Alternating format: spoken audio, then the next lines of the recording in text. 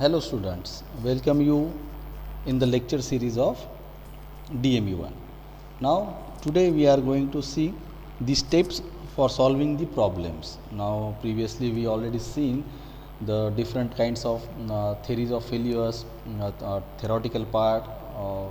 Now we are going to see what exactly steps we will use in solving the numericals for unit number 1. Okay तो one by one हम आप steps देखेंगे किस तरीके से हमें न्यूमेरिकल सॉल्व करना है और ये स्टेप्स एक दूसरे के ऊपर कितने इम्पॉर्टेंट है और बेस्ट है। ठीक है, तो हम अभी देखेंगे एक तरीके से। ठीक है, हम स्टार्ट करेंगे आज स्टेप्स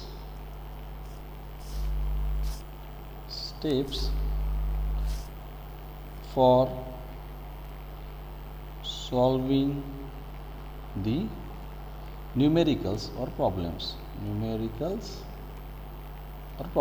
ओके, तो कोई भी न्यूमेरिकल सॉल्व करने के लिए इनिशियल पॉइंट पे यूनिट नंबर 1 के रिगार्डिंग मैं कह रहा हूँ, तो कोई भी न्यूमेरिकल सॉल्व करने के पहले आपको एक फर्स्ट स्टेप है जो यूज़ करनी है। उसका फर्स्ट स्टेप है जो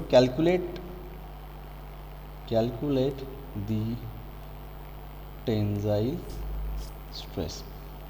अब इसमें मैं आपको कहता हूँ कि ये स्टेप्स जो रहती है जो डिसाइड की जा रही है, ये डिसाइड ऑलरेडी हो चुकी है। कोई भी मीन्स इसका एक प्रोसेस रहता है, स्टैंडर्ड प्रोसेस रहता है, वो प्रोसेस को ही हमें फॉलो करना है। अब मैक्सिमम बहुत लोगों के बच्चों के दिमाग में ये आएगा जब हम ये स्टेप्स फॉलो करते जाएंगे तो ये न्यूमेरिकल कहाँ से आया, ये फार्मूलेस कहाँ से आए, इसको किस तरीके से डिराइव किया गया है। जो इम्पोर्टेंट पार्ट है जहाँ पे जो फार्मूला कहाँ से डिराइव किया गया है वो फार्मूले को ही हमें इस सिलेबस के अंदर डिराइव करना है। बाकी सारे जो है फार्मूलेस कुछ जो रहेंगे वो स्टैंडर्ड रहेंगे, वो स्टैंडर्ड फार्मूले रहते हैं, उसको हमको प्रॉपर तरीके से फॉलो करना पड़ता है। तो जहाँ पे भी मुझे ज़रूरत लगेगी वो जो फार्मूला कहाँ से आया है उसको डिराइव करने की ज़रूरत है या नहीं है, वो आपके साथ डिराइव या उसका एक्सप्लेनेशन या डिटेल्स हो जाएगा। लेकिन जहाँ पे ज़रूरत नहीं है वहाँ पे हम उस चीज़ के ऊपर ज़्यादा फोकस नहीं करेंगे, बस उस पॉइंट को उस फार्मूले को एज अ स्टैंडर्ड फार्मूला बोल के यूज़ करेंगे। एक्चुअली वो स्टैंडर्ड फार्मूला ही रहता है, बस हमें उसको यूज़ करना है।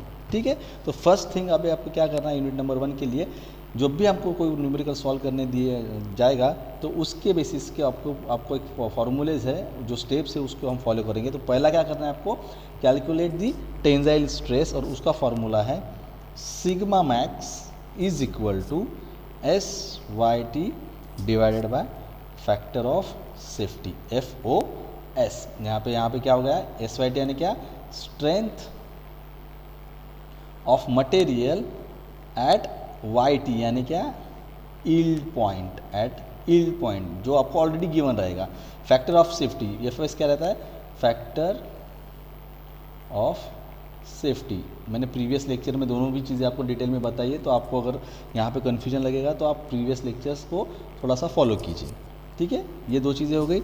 यहाँ पे आप इसकी ये भी आपको गिवन डेटा में दिया गया रहेगा, फैक्टर ऑफ सेफ्टी भी आपको गिवन डेटा में दिया गया रहेगा, बस आपको उसका वैल्यू पुट करके आपको सिग्मा मैक्स मिल जाएगा, यानी टेंजाइल स्ट्रेस आपको मिल जाएगा। देन नेक्स्ट स्टेप है आपकी, सेकेंड स्टेप है वो है कैलकुलेट दी इसेंट्रिसिटी यानी स्मॉल ई। अब इसेंट्रिसिटी होती क्या है, अब ये इसेंट्रिसिटी हमें फाइंड आउट करने के लिए एक फार्मूला रहेगा। मैं इस पार्ट के ऊपर थोड़ा डिटेलिंग में आऊँगा जब आपका ये स्टेप ख़त्म हो जाएगा। स्टेप्स जितने भी हैं इसके 5-6 स्टेप्स वो आपको बताने के बाद ये बहुत इंपॉर्टेंट प्ले रोल करेगा इसके अंदर, कि रोल प्ले करेगा इसके अंदर कि जिस तरीके से आपको ई निकालना है तो उसके लिए बहुत सारी चीज़ें लगने वाली है, तो किस तरीके से उसको फाइंड आउट करना है वो हमको इसके आगे देखना है। ठीक है, तो फिलहाल के लिए आप इसका सिर्फ एक फार्मूला समझ लीजिए। इसका best standard formula capital small E यानी eccentricity is equal to capital R minus capital RN। अब यहाँ पे R क्या होता है आपके पास, यहाँ पे आपका जो R है वो है रेडियस ऑफ सेंट्रॉयड एक्सिस। अब ये क्या है, ये मैं जब इसको इलेबरेट करूँगा तो मैं बताऊँगा, फिलहाल के लिए इतना ही समझ लीजिए आप। देन RN क्या रहेगा, रेडियस ऑफ न्यूट्रल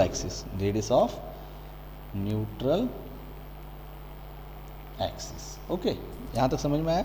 अब ये जो है हमको इसमें ये कैलकुलेट करना पड़ता है, R भी निकालना पड़ता है, RN भी आपको फाइंड आउट करना पड़ता है। तो आर एन फाइंड आउट करने के लिए हमें पास नंबर ऑफ फार्मूलेज होते हैं। अब ये डिपेंड करता है उसके शेप के ऊपर। तो शेप वाइज अगर सर्कुलर शेप है तो आर एन का फार्मूला अलग रहेगा, सेंटर रेक्टेंगुलर रहेगा तो अलग रहेगा, आई शेप रहेगा तो अलग रहेगा, टी शेप का रहेगा तो अलग रहेगा। यानी आर एन के लिए शेप पे डिपेंड करता है कि उसका फार्मूला क्या रहेगा न्यूट्रल एक्सिस के लिए, रेडियस ऑफ न्यूट्रल। तो ये हम फार्मूलेज, ये स्टेप्स खत्म होने के बाद शेप वाइज देखेंगे किस तरीके से उसको डिराइव किया गया है, ठीक है। या डिराइव करने की भी ज़रूरत नहीं, उसके अंदर हमें सीधा उसमें देखना है कि कौन सा फार्मूला हमें यूज़ करना है, क्योंकि यहाँ पे डेरिवेशन की ज़रूरत नहीं है। तो हम सीधा सीधा देखेंगे कि किस शेप के लिए आर एन इम्पॉर्टेंट है, ठीक है। तो मुझे ऐसा लगता है कि हम नेक्स्ट जाने से अच्छा इसमें ही देखेंगे कि ई किस तरीके से कर लेंगे, हमारा टाइम बचेगा उतना, ठीक है। तो मैं स्टार्ट करूँगा कि किस तरीके से रहेगा कि मैं यहाँ पे लिखता हूँ कि R N varies according to shape, R N according to shape of component, shape of components, ठीक है। आर एन यानी फार्मूला, आर एन फार्मूला यानी आपको समझ में आएगा, आर एन फार्मूला क्या करेगा, varies according to shape of components, ठीक है। तो for example for circular shape, for circular shape आपका आर एन का फार्मूला क्या रहेगा, आर एन यानी रेडियस ऑफ न्यूट्रल एक्सिस। तो R N is equal to R is equal to formula लिख लेंगे पहले, under root of R zero या आर ओ कहो आप उसको, R O plus under root of R small I bracket close divided by 4 square. समझ में आ रहा है यहाँ तक। अब सर्कुलर फॉर्म यानी क्या, सर्कुलर फॉर्म अगर मैं आपको थोड़ा सा इलाबरेट करूँ, हर चीज़ इलाबरेट करने की ज़रूरत नहीं है, मैं फिर भी मैं कहता हूँ यहाँ पे अगर आपका सर्कुलर फॉर्म ये है, यहाँ पे इसका सेंटर है, तो इस तरीके से ये इसका एक्सिस हो गया, ठीक है, इस एक्सिस पे हो गया। तो इसेंट्रिसिटी क्या कहती है, इसेंट्रिसिटी कहती है कि जब भी आपका कोई भी सेंटर पॉइंट रहेगा, सेंटर पॉइंट के थोड़ा सा अपार्ट यानी थोड़ा सा दूर, थोड़ा सा असाइड ऑफ सेंटर पार्ट आपका फोर्स एक्ट करेगा। यहाँ पे अगर फोर्स आपका एक्ट करेगा तो ये आपके लिए क्या बन जाता है, इतना पोर्शन आपके लिए बन जाता है इसेंट्रिसिटी। समझ में आ रहा है, ये बन गया आपका सेंटर। और यहाँ पे जब आपका लोड एक्ट करेगा यानी इसेंट्री सेंटर से थोड़ा सा अपार्ट कहीं पे भी अगर अप्लाई हो रहा है आपका फोर्स या लोड, तो वहाँ से उतने डिस्टेंस को हम कहते हैं उसकी वो इसेंट्रिसिटी है। उतना डिस्टेंस क्या बन गया आपके लिए, इसेंट्रिसिटी, ठीक है। तो अब ये पोर्शन क्या होता है, कोई भी कंपोनेंट के एक पोर्शन पे रहेगा। मान लो आपके पास कोई सी शेप का है, वहाँ पे इतने ही एरिया के ऊपर सर्कुलर फॉर्म के ऊपर आपका फोर्स अप्लाई करना है, तो हम उसको कंसीडर करते हैं, तो ये न्यूट्रल एक्सिस हो जाता है, राइट। तो इसको हम इस तरीके से देखते हैं। तो इसमें होता क्या है, इसको अगर हम देखेंगे कि आपका जो कंपोनेंट का प्रॉपर जहाँ से आप कंसीडर कर रहे हो कि ये आपका सेंटर लाइन है, इस सेंटर लाइन से हमको इसको कंसीडर करना पड़ता है। तो यहाँ से हमारा ये जितना भी पोर्शन रहेगा, ये आउटर लेयर, ये भी जो भी सर्कल का आउटर लेयर रहेगा वो क्या रहेगा आपके लिए, आर आई, ठीक है।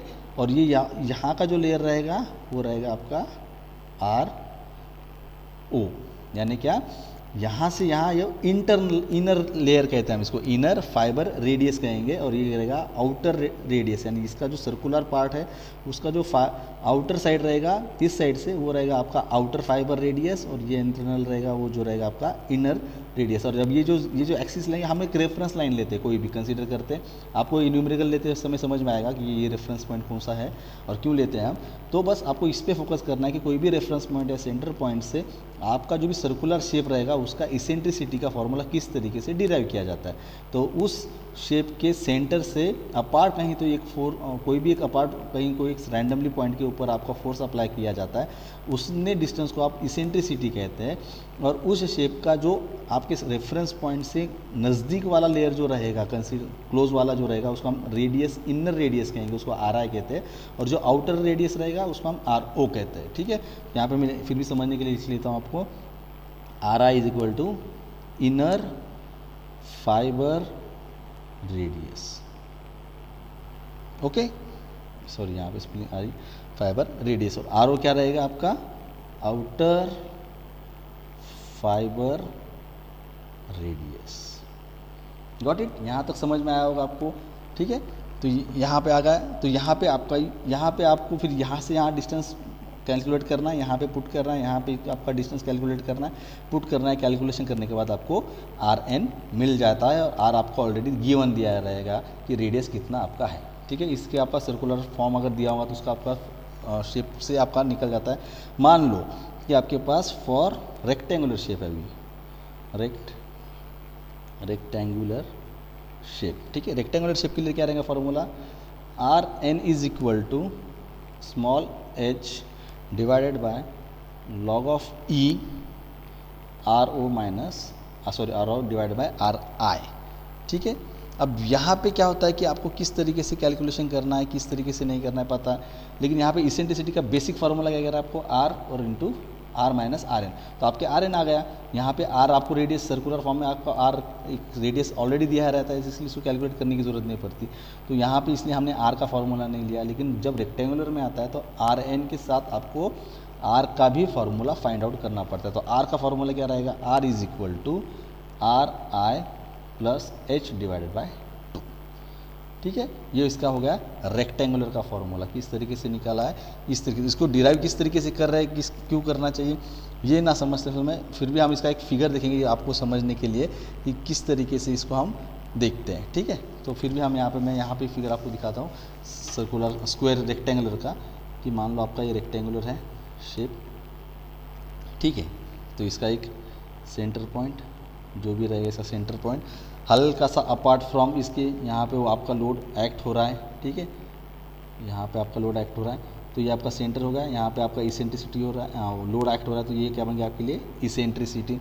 अब यहाँ पे कहीं तो आप रेफरेंस पॉइंट या रेफरेंस लाइन ले रहे हो, हाँ, तो उस रेफरेंस लाइन का जो भी आपका इसेंट्रिसिटी है, ये जो शेप है रेक्टेंगुलर का, उसका क्लोज वाला जो भी एंड रहेगा वो क्या रहेगा आपके लिए आर आई, और जो आउटर रहेगा वो क्या रहेगा ऑब्वियसली आपके लिए आर ओ। राइट, ये इतना हो गया, यहाँ तक समझ में आ गया आपको। देन अब न्यूट्रल एक्सिस कौन सा रहेगा आपका, कि जिसके ऊपर आपका इसेंट्रिसिटी लोड एक्ट हो रहा था यहाँ पे, तो ये क्या बन गया आपके लिए यहाँ से आर एन। ठीक है, समझ में आ गया, इसको कहते हैं हम आर एन। देन अब इसका बेसिक चीज़ है, ये आपकी क्या हो गई बी, और ये क्या बन गया आपके लिए एच, हो गया आपका एच। तो ये फॉर्मूले के अंदर हमें इसको पुट करना है कि एच कहाँ पे है आपका और बी कहाँ पे है। ठीक है, तो यहाँ से आपको ये भी एक चीज़ समझ में आई गई होंगी आपको कि रेक्टेंगुलर शेप के लिए क्या हमें किस तरीके से यूज़ करना है। देन आपको करना है ट्रेपेजॉइडल के लिए, देन ट्रेपेजॉइडल है, आई सेक्शन है, जो इंपॉर्टेंट है उसके लिए हम देखेंगे, टी सेक्शन के लिए भी हम देखेंगे कि किस तरीके से हम करते हैं। तो हम आई सेक्शन के लिए सीधा सीधा फॉर्मूला देखेंगे, तो फॉर आई सेक्शन आपका हम डायरेक्ट फार्मूला ही देखेंगे, क्योंकि उसको डेरिवेशन में हम उसका डेरिवेशन है ही नहीं वैसा देखने के। तो आर एन का जो फार्मूला है वो इस तरीके से टी आई ब्रैकेट में B I minus T bracket close plus T O B O minus T then plus T H divided by B I log of E R I plus T I divided by R I bracket close plus T log of E in bracket R O minus T O divided by R I plus T I. फिर continuation में आता है इसका plus B O log of E R zero divided by R O T O. ठीक है, ये हो गया आपके आर एन के लिए फार्मूला। अब इसके लिए सेम हम देखेंगे आर के लिए फार्मूला क्या रहेगा। Then R is equal to R I plus half of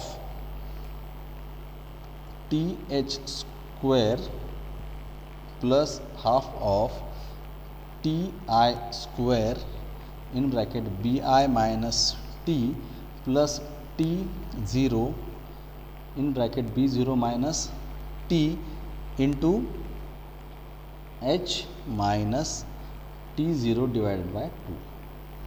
ठीक है, divided by T I in bracket B I minus T plus T zero in bracket B zero minus T plus T H. ठीक है, ये होगा आपके I section के लिए। अब इसका फिगर किस तरीके से है वो मैं दिखा देता हूँ, आपको समझ में आ जाएगा। उसमें भी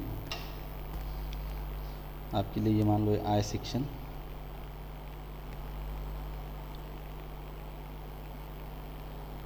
इस तरीके से आपका आई सेक्शन कंसीडर कर लीजिए। ये आपका मान लो जो भी सेंटर है, यहाँ पे आपका लोड जो गिरने वाला, तो यहाँ ये बन गया आपके लिए इसेंट्रिसिटी। ये आपकी रेफरेंस लाइन बन गई। रेफरेंस लाइन के जो नज़दीक का पॉइंट है उसको हम क्या कहते हैं, आर आई। जैसे ये यहाँ पे ये बन गया आपके लिए आर आई, और ये बन गया आपके लिए आर ओ। देन ये पोर्शन आपके लिए बन गया एच। देन ये बन गया आपके लिए बी ज़ीरो। ठीक है, ये अंदर का जो है वो होगा आपके लिए स्मॉल टी, राइट। ये जो बाहर का है आपका आउटर लेयर वो है आपके लिए बी आई। ठीक है, ये इतना सा जो पोर्शन है वो है आपके लिए टी ज़ीरो, और ये है आपके लिए टी आई। ठीक है, तो इस तरीके से हम क्या करेंगे, न्यूमेरिकल लेके उसके अंदर सॉल्व करेंगे। जैसे आप वापस यहाँ पे अगर देखोगे तो ये बन जाएगा आपके लिए आर एन, और ये आपका रेडियस जो है आपको पता है। तो ये होगा आपके लिए आई सेक्शन के लिए। ठीक है, तो इसी तरीके से हम देखेंगे कि टी सेक्शन के लिए भी किस तरीके से होता है। हाँ? तो हम जैसे न्यूमेरिकल रहेंगे उस टाइप पे उसको हम इलाबरेट करेंगे। तो अब हम वापस अपने स्टेप पे आते हैं, किस तरीके से स्टेप आपका यूज़ करते हैं। एक बार स्टेप देख ही लेंगे, चाहे टी सेक्शन देख ही लेते हैं तो आपको कन्फ्यूजन ना हो जाए। तो टी सेक्शन के लिए देखेंगे हम, फॉर टी सेक्शन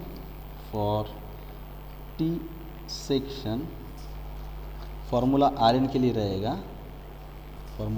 रहेगा, T I into bracket B minus T bracket close T H divided by B I T bracket close log of E bracket R I minus plus T I divided by R I bracket close plus T log of E into bracket R zero divided by R I.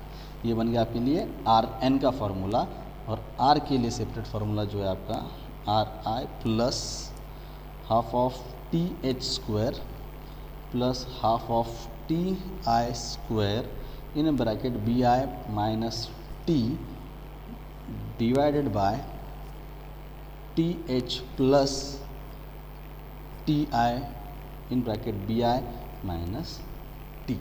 ठीक है, ये होगा आपके T section के लिए। तो T section का एक बार फिगर देख लेते हैं तो आपको कन्फ्यूजन नहीं होगा। ठीक है, तो टी आई के लिए जो सेक्शन है इस तरीके से उसका रहेगा फिगर। ये हो गया आपका टी का। तो मान लो यहाँ पे आपका सेंटर पॉइंट है, यहाँ पे आप उसको इसेंट्रिसिटी कर रहे हो, तो ये बन गया आपके लिए ई। ठीक है, ये रेफरेंस पॉइंट कहीं से तो आप ले रहे हो, ये बन गया आपके लिए R N.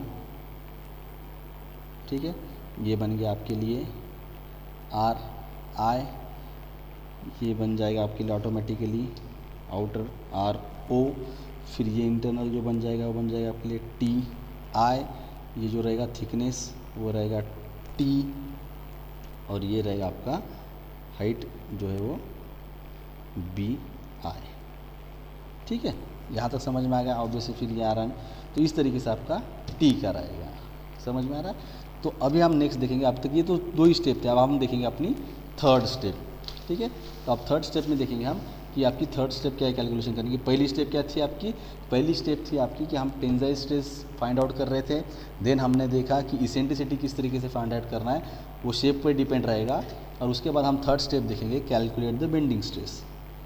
Calculate the bending stress, calculate the bending stress. उसका फॉर्मूला रहेगा आपका इनर और आउटर दोनों के लिए रहेगा। For inner sigma B I यानी स्ट्रेस, बेंडिंग स्ट्रेस, बी यानी बेंडिंग, सिग्मा यानी stress, inner I is for inner moment, bending moment into H I divided by A E R I. अभी देखेंगे हम जब फार्मूला हम न्यूमेरिकल सॉल्व करेंगे तब देखेंगे। देन आउटर के लिए है बेंडिंग स्ट्रेस O यानी outer is equal to bending moment, outer height, area eccentricity and then RO outer radius. समझ में आ रहा है? तो यहाँ पे क्या है, बेंडिंग स्ट्रेस किस तरीके से निकालते हैं, आपका बेंडिंग मोमेंट किस तरीके से निकालते हैं, इन फोर्स इनटू डिस्टेंस। ये अभी आपको इसलिए दे रहा हूँ कि आपको न्यूमेरिकल सॉल्व करते समय याद रहेगा। एंड ए क्या रहेगा आपके लिए यहाँ पे, एरिया रहेगा। ठीक है, समझ में आ रहा है? देन फोर्थ स्टेप है आपकी calculate direct stress. Calculate direct stress, calculate direct यानी है sigma T is equal to F divided by A. F क्या रहेगा आपके लिए यहाँ पे, फोर्स, ये क्या रहेगा आपके लिए, एरिया। ठीक है। देन फिफ्थ आपके लिए calculate dimensions. Calculate dimensions, calculate dimensions में क्या आएगा, sigma B I plus sigma T is equal to sigma max. यहाँ से आपको आपका अननोन जो भी फैक्टर रहेगा वो फाइंड आउट करने को हेल्प करेगा। तो इस तरीके से आपके ये स्टेप्स है जो इम्पोर्टेंट है न्यूमेरिकल सॉल्व करते समय DME 1 के अंदर, आप यूनिट नंबर 1 के अंदर। तो ये किस तरीके से सॉल्व करने हैं, इसको किस तरीके से हमको आइडेंटिफाई करना है, फिर कौन सा सेक्शन या कौन सा एरिया है उसके हिसाब से आपको इसेंट्रिसिटी निकालनी है। तो ये सारी चीज़ें हम नेक्स्ट लेक्चर में देखेंगे विथ न्यूमेरिकल। ठीक है, तो आज के लिए इतना ही। Thank you.